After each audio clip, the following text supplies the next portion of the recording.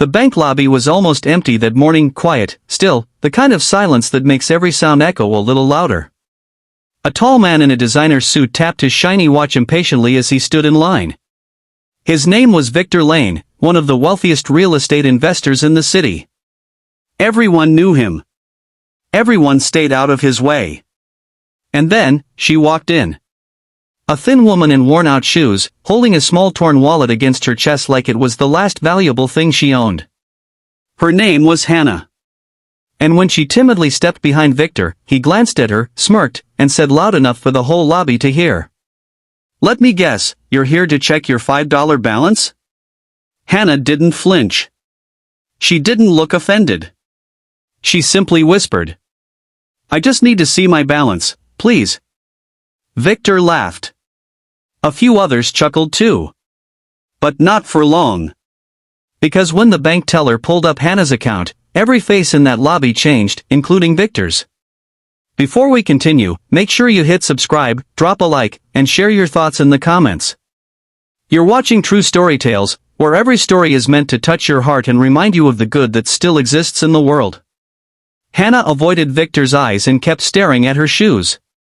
Her hands trembled, not with anger, but with exhaustion. She looked like someone carrying 1,000 invisible burdens, someone who had cried too many times alone. Victor rolled his eyes dramatically. "People like you waste everyone's time," he muttered. The teller, a kind older woman named Linda, glanced at Hannah softly. "Sweetheart," she said, "do you have your account number?" Hannah nodded, handing over a small slip of paper. "Thank you," she whispered. Victor stepped aside, still smirking. Hannah's clothes were clean but heavily worn. Her hair was tied in a simple bun, and the dark circles under her eyes told a story of sleepless nights. She didn't look dangerous or unpleasant, just tired, too tired. But somehow, her presence bothered Victor. To him, she represented the thing he feared most, failure. Linda typed a few keys. The monitor glowed. And then her eyebrows lifted. "Oh my," she whispered. Victor leaned in just enough to notice her reaction. "What? What is it?" "Negative balance," he mocked. But Linda didn't laugh. In fact, she slowly turned the screen toward Hannah. "Sweetheart, your balance, it's over $800,000. The lobby fell completely silent. Hannah gasped, stumbling back. No, that can't be right. That can't be mine." Linda nodded slowly. "It's yours. A deposit was made this morning." Victor blinked fast, his smirk fading from his face like melting ice. Hannah covered her mouth with her hand, tears instantly forming. I don't understand." Linda looked at her with gentle eyes. "There's a note attached to the deposit. It says, 'For Hannah Miller. Thank you for saving my son.'" Victor stared at her in shock. "Saving someone's son? You?" Hannah didn't answer. She was too overwhelmed. Linda continued reading softly from the screen. "You didn't know who he was. You didn't ask for anything. But you changed my world. I hope this changes yours. Signed, Aaron Kingsley." The name hit Victor like a punch. "Aaron Kingsley?" "The tech billionaire," he blurted out. Hannah nodded weakly. "I didn't even know his name. I just helped." A week earlier, Hannah had been walking home from her part-time cleaning job, one of 3 jobs she worked just to survive. Her stomach was empty. She hadn't eaten since the morning before.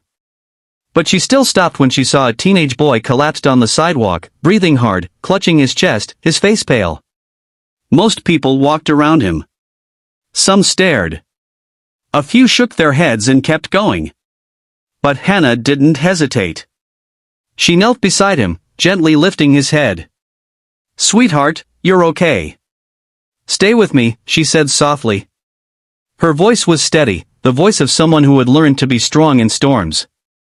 She called 911, stayed with him, held his hand, and even used her jacket to keep him warm. She didn't leave his side, not even when the ambulance came. She rode with him to the hospital. She sat in the waiting room for hours despite having work in the morning. She didn't know he was the son of one of the biggest tech CEOs in the country. She didn't care. Kindness, for her, wasn't a strategy. It wasn't a performance. It was who she was. Victor swallowed hard, suddenly feeling small in his expensive suit. "You saved a billionaire's son," he said quietly. Hannah nodded slowly. "I just helped a boy who needed help." "But you didn't ask for anything?" Victor asked. "No," she said. "Why would I?" Victor didn't know how to respond. Because deep inside, he knew that he would have asked for something. He always did. Linda printed Hannah's statement and handed it to her. "You deserve this, honey." Hannah wiped her tears. "I don't even know what to say." "You don't need to say anything," Linda said. "Just breathe. You're going to be okay now." Victor suddenly cleared his throat. "Hannah, hey, listen," he said, forcing a smile. "If you ever need help managing your money, I know people who." She stepped back politely. "Thank you, but I think I'll be fine." It wasn't rude. It was simply confident, something she hadn't felt in a very long time. Victor nodded awkwardly. For once, he didn't have a comeback. When Hannah walked outside, the cold breeze felt different. Not sharp. Not harsh.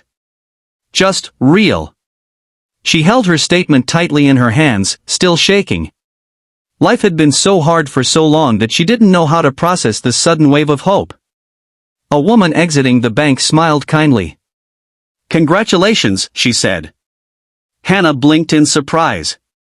"You heard?" "Everyone heard," the woman chuckled. "And honey, you deserve every bit of it."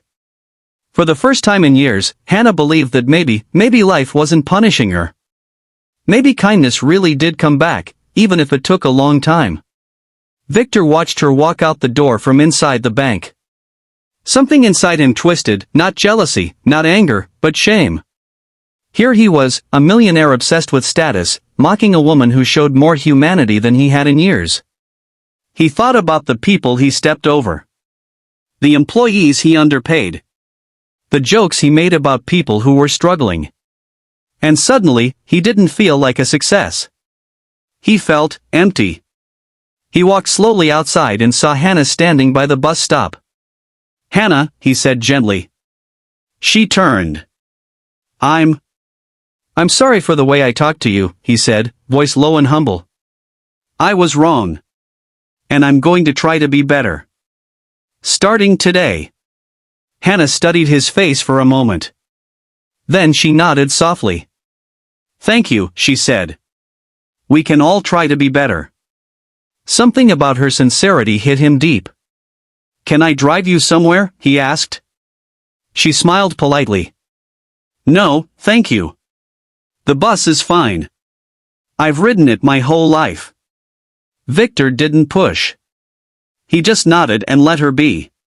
But as he walked back to his car, he felt something he hadn't felt in a long time. The desire to change. 2 months later, everything was different. Hannah had moved into a small but beautiful apartment.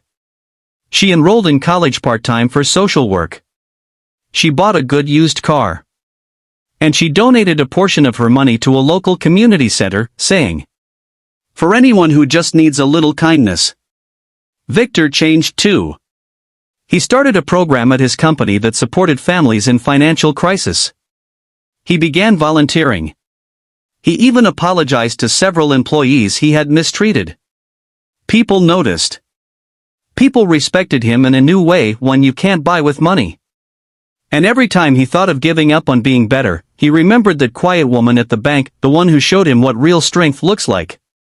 Kindness doesn't always make headlines. It doesn't always come back fast.